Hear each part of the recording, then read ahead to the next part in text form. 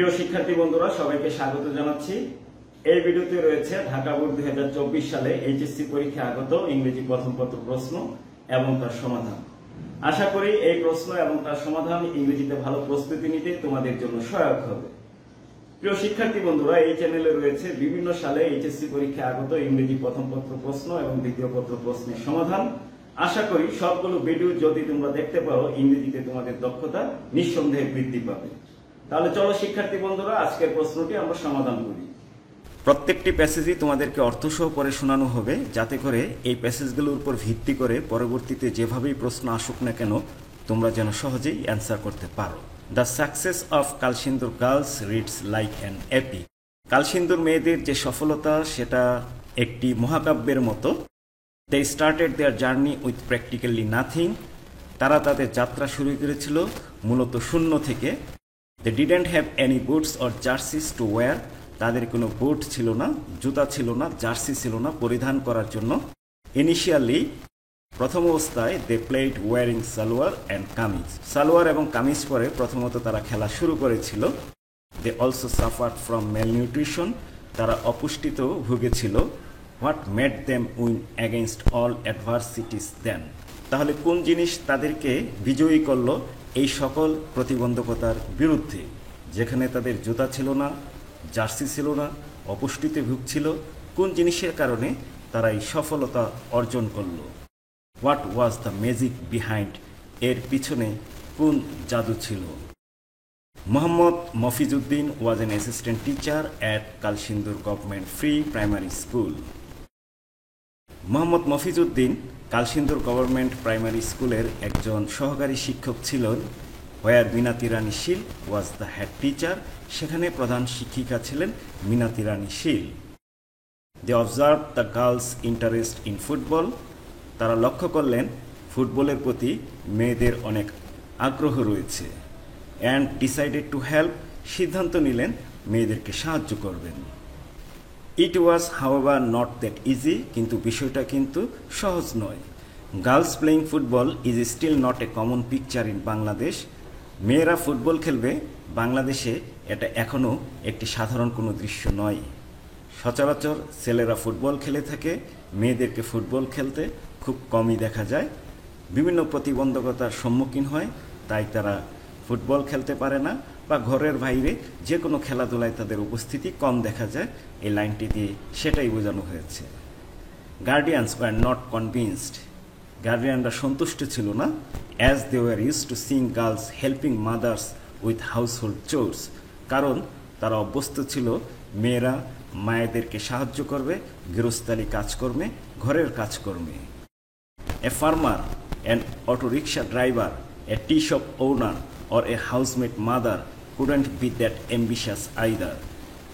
একজন কৃষক, একজন অটোরিকশা ড্রাইভার, অথবা একজন চায়ের দোকানের মালিক, অথবা ঘরের কাজকর্ম করেন এমন একজন মা এরকম একজন উচ্চাকাঙ্ক্ষীও হতে চাইবেন না। But Minati Rani Shil and Mohammad Mofizuddin persuaded them to allow their daughters to play. কিন্তু মিনাতি রানী শীল এবং মোহাম্মদ মফিজউদ্দিন তারা এই গার্ডিয়ানদেরকে অনুপ্রাণিত করলেন, রাজি করালেন ফুটবল খেলতে দেওয়ার জন্য। Being great motivators. একজন মোটিভেটরস হিসেবে, উৎসাহ অনুপ্রেরণা দানকারী হিসেবে, the two teachers supported the girls in their effort to overcome the odds. তারা এই মেয়েদেরকে সাপোর্ট করলো, তারা এই মেয়েদেরকে সাহায্য করলো তাদের চেষ্টায় এই সকল প্রতিবন্ধকতা জয় করতে। অডস মানে হলো প্রতিবন্ধকতা। দে ইন্সপায়ার্ড দেম। তারা তাদেরকে অনুপ্রাণিত করলো। Created opportunities for them. তাদের জন্য সুযোগ সুবিধা তৈরি করলেন। And took personal care of them. এবং তাদেরকে ব্যক্তিগতভাবে খোঁজখবর নিতে শুরু করলেন, দেখাশোনা শুরু করলেন। সুন the girls could prove themselves. শীঘ্রই মেয়েরা তারা তাদেরকে প্রমাণ করতে সমর্থ হলো। Shaking of their inhibition. তাদের সকল বাধা এবং প্রতিবন্ধকতাকে দূর করে। Their success has also persuaded the villagers to come to their support. এবং তাদের এই সফলতা গ্রামবাসীদেরকে অনুপ্রাণিত করেছে তাদেরকে সমর্থন করতে। When the girls moved to the nearby secondary school and college, এই মেয়েরা যখন পার্শ্ববর্তী মাধ্যমিক স্কুল এবং কলেজে চলে গেল, they did not have their Minati ma'am and Mofizuddin sir. এই দুজনকে কিন্তু তারা পেল না উইথ দেম তাদের সাথে, but soon another motherly person offered her helping hand, কিন্তু আরেকজন মাদারলি পারসন, মাতৃসুলভ ব্যক্তি তার সাহায্যের হাত বাড়িয়ে দিলেন। সেই ব্যক্তিটা হলেন Malarani Sarkar, an assistant professor of history, যিনি ইতিহাসের একজন সহকারী অধ্যাপক ছিলেন, who was joined by one of her colleagues, যাকে নিযুক্ত করেছিলেন তারই একজন কলিগ, তার নাম ছিল Joel Mia. They agreed to coach the girls, তারা রাজি হলো মেয়েদেরকে কোচ করাবেন, মেয়েদেরকে প্রশিক্ষণ দিবেন। Mister Jalal Uddin, who was then the head teacher of the school, mister Jalal Uddin, তিনি তখন স্কুলের হেড টিচার ছিলেন, অলসো সাপোর্টেড দেম, তিনিও তাদেরকে সহযোগিতা করলেন। Gradually the local community, public representatives and the local administration came forward, ক্রমান্বয়ে স্থানীয় সম্প্রদায়, জনপ্রতিনিধি এবং স্থানীয় যে প্রশাসন তারা এগিয়ে আসলো এই মেয়েদেরকে সাহায্য করার জন্য। তারই ফলশ্রুতিতে Bangladesh football federation also gave a special attention to them. Bangladesh football federation Bafufe তারাও কিন্তু এই মেয়েদেরকে স্পেশাল অ্যাটেনশন দিল। And finally another football magician Golam Rabbani Chhoton এবং আরেকজন ফুটবল ম্যাজিশিয়ান, ফুটবলের জাদুকর, তার নাম হলো Golam Rabbani Chhoton, the coach of the Bangladesh women's national football team, যিনি ছিলেন বাংলাদেশ নারী জাতীয় দলের কোচ, মেন্টর দিস গার্লস, এই মেয়েদেরকে দেখাশোনা করলেন অ্যান্ড হেল্প দেম, সহযোগিতা করলেন, বিকাম কমপ্লিট প্রফেশনাল ফুটবলার্স, পূর্ণাঙ্গভাবে পেশাদার ফুটবলার হতে তিনি তাদেরকে সাহায্য করলেন। আশা করি প্যাসেজটি তোমরা বুঝতে পেরেছো। এখন মনে হয় তোমরা এটার উপর ভিত্তি করে এমসিকিউ বা যে কোনো প্রশ্নের উত্তর সুন্দরভাবে দিতে পারবে। মোহাম্মদ মফিজউদ্দিন কে ছিলেন? আমরা জানি তিনি একজন টিচার ছিলেন, কিন্তু টিচার কোনো অপশনে নেই, সেক্ষেত্রে আমরা তাকে মেন্টর হিসেবে দিব, যিনি তাদেরকে অনুপ্রাণিত করেছিলেন। What does the word malnutrition? Malnutrition মানে হলো স্বাস্থ্যের ঘাটতি থাকা, পুষ্টির ঘাটতি থাকা, তাহলে অপশন 3 হবে right answer. Girls playing football is not a common picture, তার মানে মেয়েরা নিয়মিত ফুটবল খেলতো না। Girls are not regular in playing football, শুধু ফুটবল নয়, ঘরের বাইরে যে কোনো খেলাধুলাতেই তাদের উপস্থিতি কম ছিল। চোর্স, চোর্স মানে হলো টুকিটাকি কাজ, সেটা ঘরের বাইরেও হতে পারে, ঘরের ভিতরেও হতে পারে। আমরা অপশন 2 দেব সঠিক উত্তর। জবস আর হাউসহোল্ড চোর্স যদি হতো তাহলে সঠিক উত্তর হতো house works. What does the phrase shake off? Shake off মানে হলো মুক্তি পাওয়া, রাইট অ্যান্সার হবে to get rid of. Secondary level of school means, আমরা জানি মাধ্যমিক স্কুলগুলো সাধারণত 6 to 10 হয়ে থাকে, right answer option 2। Public representative হলেন তারাই যারা ভোটে নির্বাচিত হন, রাইট অ্যান্সার হবে option 4। Elected persons. Attention, attention তাদেরকে দেওয়া হয়েছিল। এখন এখানে যদি আমরা একটু প্যাসেজটা দেখি যে অ্যাটেনশনটা কিভাবে হয়েছে, গেভ স্পেশাল অ্যাটেনশন, বিশেষ মনোযোগ দেওয়া হয়েছে তাদের প্রতি, সুতরাং তাদের প্রতি বিশেষভাবে খোঁজখবর নেওয়া হয়েছিল, এটাই কাছাকাছি অর্থ। কনসাসনেস হবে। কালসিন্দুর একটি গ্রামের নাম, অপশন 4 হবে right answer. Opposite of inhibition, inhibition মানে হলো বাধা, প্রতিবন্ধকতা বা দমিয়ে রাখে এমন কিছু, তাহলে প্রমোশন হবে সঠিক উত্তর, যেটা উপরে নিয়ে যায়। এখন আমরা 5টি প্রশ্নের উত্তর দেখব। 5টি প্রশ্নের মান ছিল 15। The success of Kalsindur girls reads like an epic, এটা কিন্তু প্রথমেই এই সেন্টেন্সটা রয়েছে, এখান থেকে আমরা উত্তরগুলো লিখতে পারবো। আমরা একটু সাজিয়ে যদি লিখি তাহলে উত্তরটা কি হয় দেখা যাক। নিচে উত্তরগুলো তোমাদের জন্য দেখিয়ে দেওয়া হচ্ছে, ওখান থেকেই মূলত উত্তরগুলো নেওয়া হয়েছে, একটু সাজিয়ে গুছিয়ে নেওয়া হয়েছে। The success of Kalsindur girls reads like an epic, they started their journey with practically nothing, they didn't have any boots or jerseys to wear, they also suffered from malnutrition. এই কথাটা যুক্ত করা হয়েছে ওভারকামিং অল ডিফিকাল্টিস, এই সকল প্রতিবন্ধকতা জয় করে they brought name and fame for the country by playing football. Football খেলার মাধ্যমে দেশের জন্য তারা সুনাম এবং খ্যাতি বয়ে এনেছিল। এই বিষয়টাই একটা মহাকাব্যের মতো মনে হয়। Who were the persons behind the magic of the success of the girls. এই প্যাসেজে বেশ কিছু ব্যক্তির নাম রয়েছে। তাদের মধ্যে উল্লেখযোগ্য ছিলেন মোহাম্মদ মফিজউদ্দিন, তারপর ছিলেন মিনাতি রানী শীল, এভাবে আরও কিছু ব্যক্তি এখানে রয়েছে, মালারানী সরকার, মিস্টার জালাল উদ্দিন। সর্বশেষ ছিলেন নারী জাতীয় দলের ফুটবল কোচ গোলাম রব্বানী ছোটন। আমরা অ্যান্সারগুলো একটু সাজিয়ে লিখি এখানে। Mohammad Mofizuddin, Minati Rani Shil, Malarani Sarkar, mister Jalal Uddin and Golam Rabbani Chhoton were the persons behind the magic of the success of the girls. বিশেষ করে প্রথম দুইজনের নাম না বললেই নয়। Specially Mohammad Mofizuddin and Minati Rani Shil played vital roles, গুরুত্বপূর্ণ ভূমিকা পালন করেছেন at the beginning of their journey. তাদের এই জার্নির শুরুতেই যদি তারা থেমে যেত, বাকি ব্যক্তিরা তাদেরকে পেতই না। সুতরাং এই দুজন ব্যক্তির কথা আলাদাভাবে বলতেই হয়। Why were the guardians not interested in allowing the girls playing football. গার্ডিয়ানরা কেন ইন্টারেস্টেড ছিল না?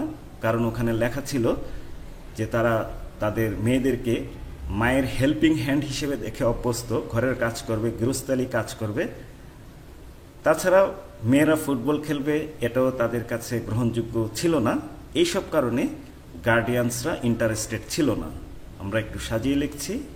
Guardians were not convinced as they were used to seeing girls helping mothers with household chores. Moreover girls playing football is still not a common picture in Bangladesh. Who is Golam Rabbani Chhoton? ইতিমধ্যে আমরা তার পরিচয় পেয়েছি। তিনি নারী ফুটবল টিমের coach. What was his contribution for the girls? তিনি তাদেরকে মেন্টর করেছেন, প্রশিক্ষণ দিয়েছেন এবং প্রফেশনাল ফুটবলার হিসেবে তাদেরকে তৈরি করেছেন। Golam Rabbani Chhoton is the coach of the Bangladesh women's national football team. He mentored these girls and helped them become complete professional footballers. পেশাদার ফুটবলার হিসেবে তিনি তাদেরকে তৈরি করেছিলেন। What inspiration do you get from the success of Kalsindur girls? এই কালসিন্দুর মেয়েদের যে সফলতা, তার থেকে তুমি কি অনুপ্রেরণা পাও? ডিসকাস, আলোচনা করো। নিজের মতো করে লিখতে হবে। আমি আমার মতো করে উত্তর দিয়েছি। Strong motivation can overcome any odd situation. তাদেরকে তখন যদি মোটিভেশন করা না হতো তাহলে কিন্তু তারা এই সিচুয়েশন পার করতে পারতো না। প্রপার গাইডেন্স অ্যান্ড নার্সারি, যথাযথ গাইডেন্স এবং পরিচর্যা play important roles to achieve success, সফলতা অর্জনের জন্য গুরুত্বপূর্ণ ভূমিকা পালন করে। Kalsindur girls also prove that, Kalsindur মেয়েরা আরও প্রমাণ করেছে যে উইমেন হ্যাভ এবিলিটিস, নারীদেরও সক্ষমতা রয়েছে to do something for the country, দেশের জন্য কিছু একটা করার। এই ছিল 5টি প্রশ্নের উত্তর। আমরা এখন 2 নম্বর প্যাসেজে চলে আসব, যার উপর ফ্লো চার্ট লিখতে হয়েছিল। এটাও তোমাদেরকে পরে শোনানো হবে, কারণ এই প্যাসেজটি সবসময় যে ফ্লো চার্ট হিসেবে আসবে সেরকম নয়। এটা 3 নম্বরেও আসতে পারে, প্রথম প্যাসেজ হিসেবেও আসতে পারে। Junk foods are processed foods consisting of high calories. Junk food হলো প্রক্রিয়াজাত খাবার যেটাতে রয়েছে উচ্চমাত্রায় calorie, but that is considered only as a broad umbrella. কিন্তু এটাকে বিবেচনা করা হয় ব্রড আমব্রেলা হিসেবে, অর্থাৎ এমন একটা জিনিস যার ভিতরে অনেক কিছু যুক্ত রয়েছে, সংযুক্ত রয়েছে।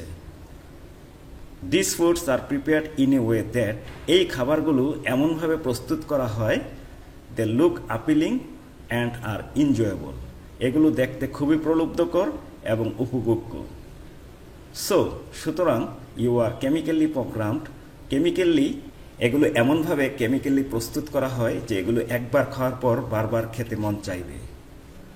According to doctor Sonali Sharma, doctor Sonali শর্মার মতে, যিনি একজন ডায়েটিশিয়ান অ্যান্ড নিউট্রিশনিস্ট, তিনি একজন খাদ্য এবং পুষ্টি বিশেষজ্ঞ, তিনি বলেছেন কমার্শিয়াল প্রোডাক্টগুলো, বাণিজ্যিক পণ্যগুলো ইনক্লুডিং, তার ভিতর রয়েছে salted snack foods, chewing gum, candy, sugary deserts, fried fast food and sweet and carbonated beverage. এই জিনিসগুলো, যে জিনিসগুলোর নাম বলা হলো, দ্যাট হ্যাভ লিটল, যাদের রয়েছে সামান্য আর নো নিউট্রিশনাল ভ্যালু, অথবা কোনো পুষ্টিগুণ নেই, but are high in calories, salt and fats. যেগুলো পুষ্টিগুণ নেই কিন্তু ক্যালোরি, সল্ট এবং ফ্যাটে পরিপূর্ণ, may be considered junk foods. এই খাবারগুলোকেই জাঙ্ক ফুড হিসেবে বিবেচনা করা যেতে পারে। Though not all fast foods are junk foods. যদিও সকল ফাস্ট ফুড এবং জাঙ্ক ফুড একই জিনিস নয়। ফাস্ট ফুড এবং জাঙ্ক ফুড দুটো ভিন্ন জিনিস। সকল জাঙ্ক ফুডই ফাস্ট ফুড, কিন্তু সকল ফাস্ট ফুড জাঙ্ক ফুড নয়। A great number of them are, তাদের অধিকাংশই, অর্থাৎ সকল ফাস্ট ফুড জাঙ্ক ফুড নয়। ফর ইনস্টান্স, উদাহরণস্বরূপ, a salad may be fast food, সালাদও কিন্তু fast food, but is definitely not junk food, কিন্তু এটা জাঙ্ক ফুড নয়। Some foods like burgers, pizzas and tacos may be alternate between junk and healthy categories. Burger রয়েছে, pizza রয়েছে, টেকো রয়েছে, সেগুলো alternate হতে পারে, বিকল্প হতে পারে জাঙ্ক ফুড এবং হেলদি ক্যাটাগরিজ, ডিপেন্ডিং, নির্ভর করবে অন দ্য ইনগ্রেডিয়েন্টস, কি উপাদান এতে ব্যবহার করা হয়েছে, কি ক্যালোরি রয়েছে, অ্যান্ড প্রসেস অফ ম্যানুফ্যাকচারিং, এবং কিভাবে সেগুলো উৎপাদন করা হয়েছে, তার উপর ভিত্তি করে একে অপরের বিকল্প হতে পারে।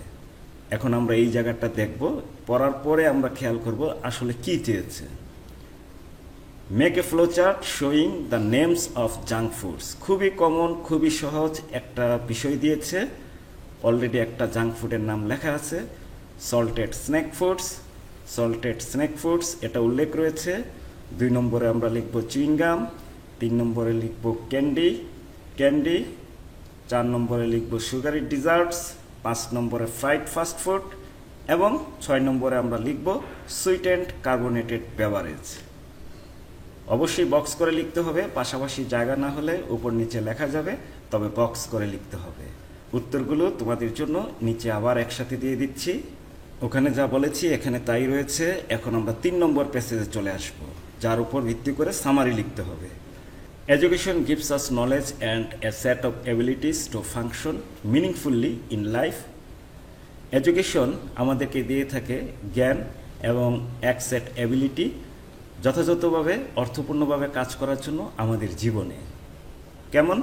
সাচেস, যেমন the ability to decide things rationally, বুদ্ধিমত্তার সাথে বিভিন্ন জিনিসের সিদ্ধান্ত নেওয়া, and make the right choices, এবং যথাযথভাবে পছন্দ করা।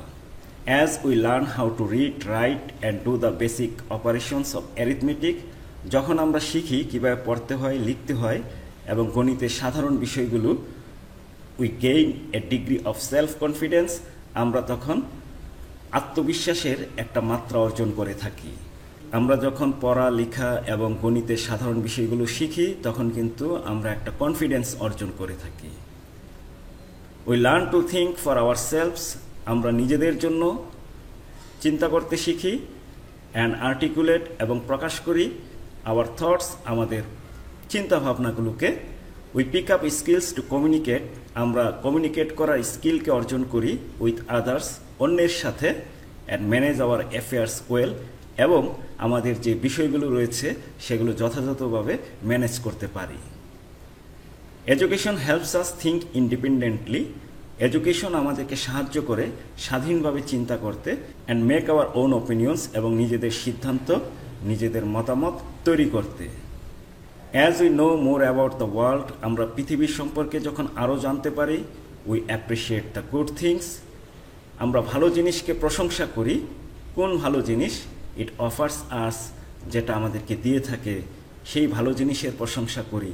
বাট অলসো বিকাম ক্রিটিক্যাল, পাশাপাশি আমরা সমালোচক হই of the deviations from the values, নৈতিকতা থেকে বিচ্ছিন্নতা হলে তারও আমরা সমালোচনা করে থাকি। যেই বিচ্ছিন্নতা, ইট ইম্পার্টস, যেটা ছড়িয়ে পড়ে, and the rise of hatred and conflict that follows, যেটা তৈরি করে থাকে ঘৃণা এবং সংঘর্ষ।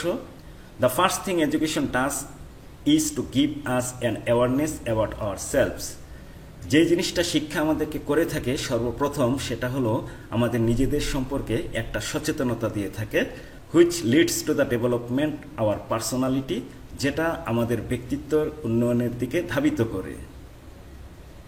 অ্যাজ উই বিগিন স্কুল, আমরা যখন স্কুল শুরু করি, we feel the need to belong to the class, আমরা ক্লাসে থাকার প্রয়োজনীয়তা অনুভব করি, অ্যান্ড মেক ফ্রেন্ডস, বন্ধুত্ব তৈরি করি।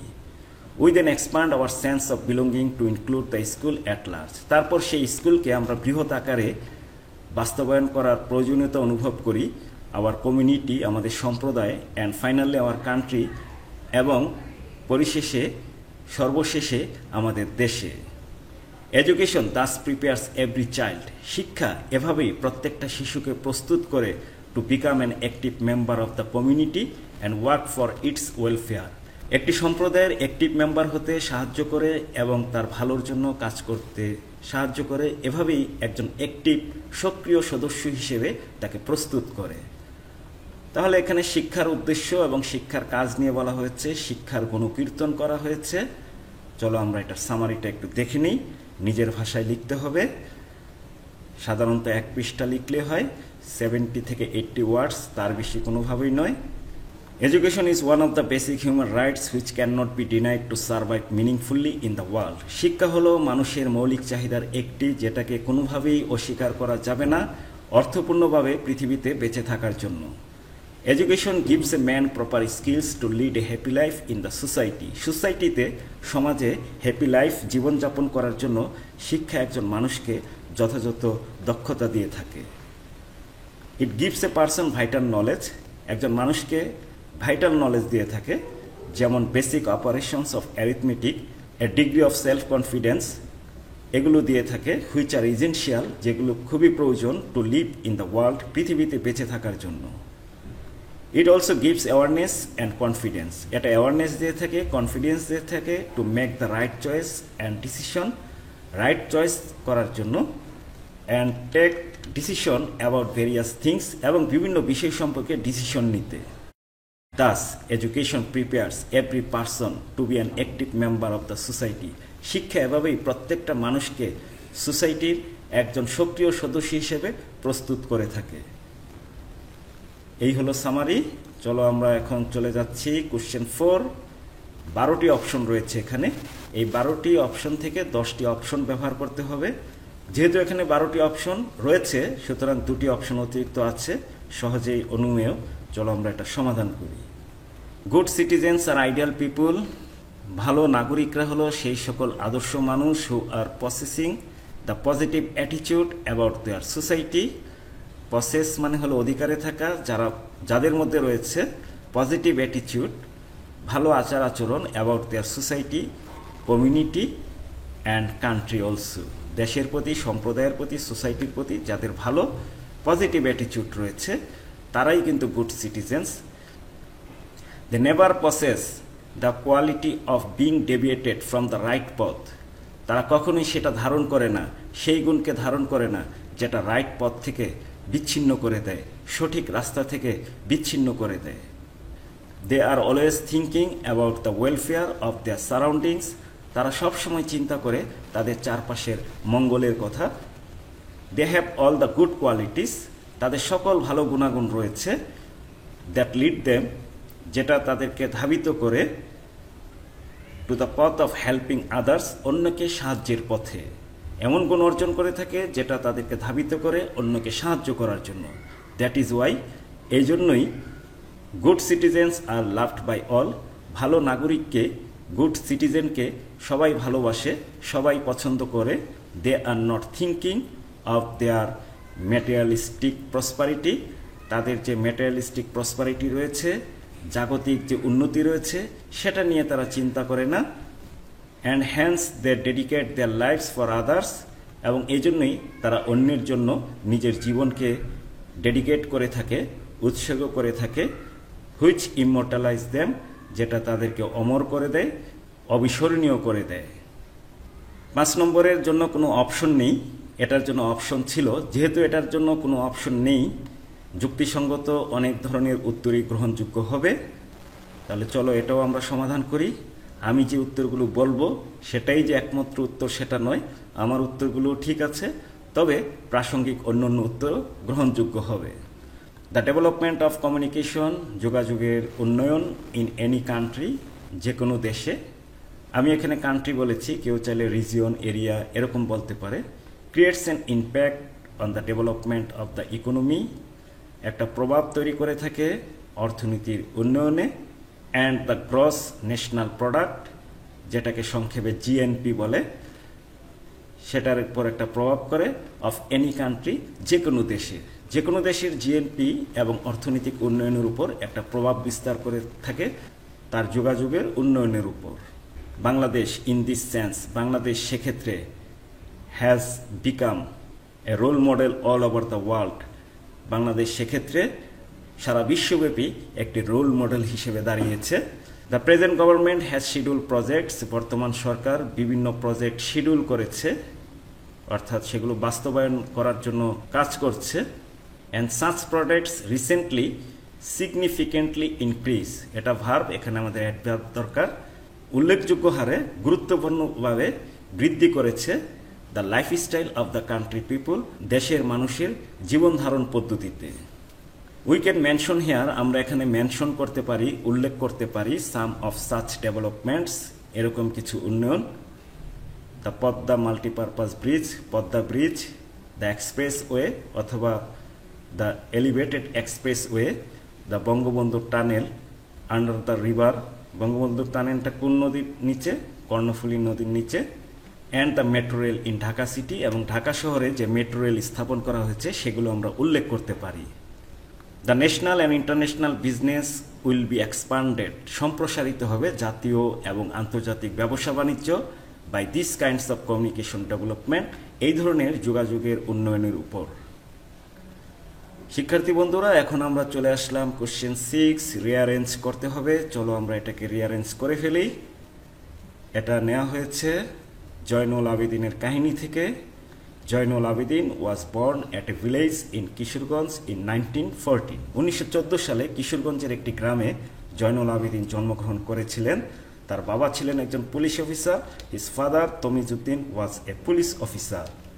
তিনি এমন একজন ব্যক্তি ছিলেন, Zainul Abedin was such a personality who enriched our culture, যিনি আমাদের সংস্কৃতিকে সমৃদ্ধ করেছেন।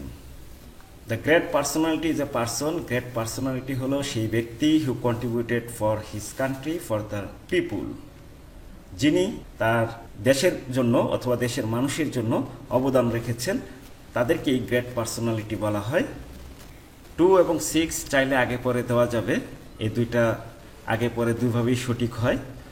তারপর আমরা বলবো তিনি এমন একজন আর্টিস্ট ছিলেন যিনি সুনাম এবং খ্যাতি নিয়ে এসেছিলেন নিজের জন্য এবং তার দেশের জন্য।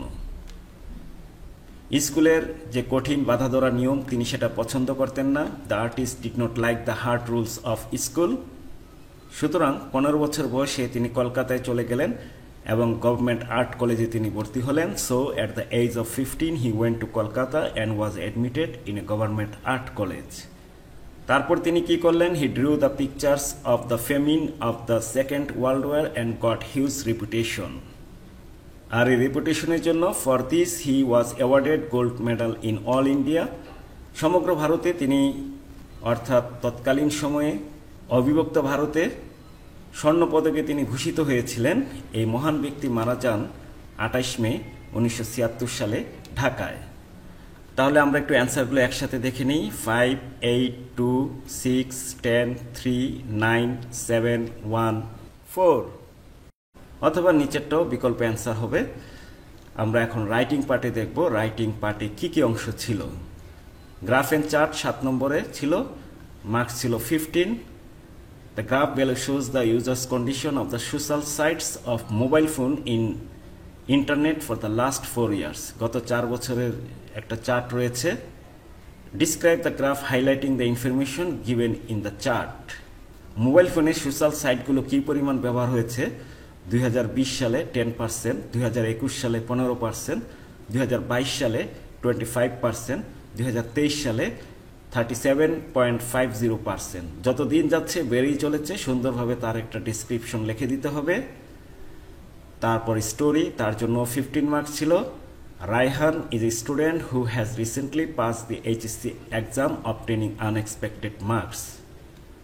যিনি অপ্রত্যাশিত, অভাবনীয় মার্কস পেয়ে এইচএসসি পাশ করেছেন, Raihan. He was not attentive to his studies. পড়াশোনায় সে কিন্তু মনোযোগী ছিল না। Rather he pass time idly, বরং সে অলসতায় সময় অতিবাহিত করত।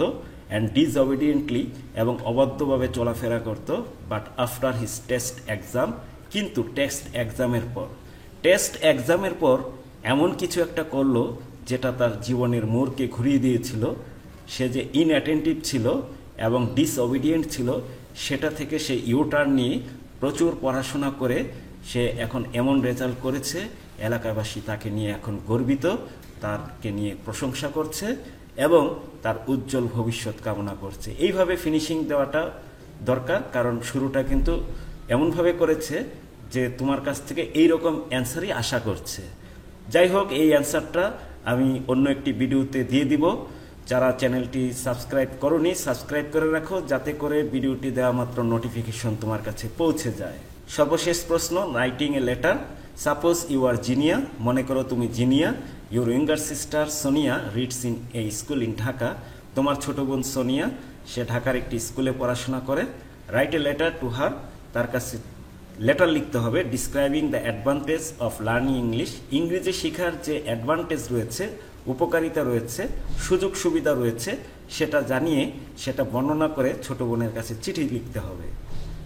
প্রিয় শিক্ষার্থী বন্ধুরা, এই ছিল ঢাকা বোর্ড 2024 সালে এইচএসসি পরীক্ষায় আগত ইংরেজি প্রথম পত্র প্রশ্ন এবং তার সমাধান। আশা করি ভিডিওটি থেকে তোমরা কিছুটা হলেও উপকৃত হয়েছ। এই চ্যানেলে রয়েছে বিভিন্ন সালে এইচএসসি পরীক্ষায় আগত ইংরেজি প্রথম পত্র এবং দ্বিতীয় পত্রের ব্যাখ্যা সহ সমাধান। আশা করি সবগুলো ভিডিও যদি দেখতে পারো, ইংরেজিতে তোমাদের দক্ষতা অনেকাংশে বৃদ্ধি পাবে, একথা নিঃসন্দেহে বলা যায়। পরিশেষে তোমাদের উজ্জ্বল ভবিষ্যৎ কামনা করে এখানেই বিদায় নিচ্ছি। কথা হবে অন্য একটি ভিডিওতে। সবাই ভালো থেকো। আল্লাহ হাফিজ।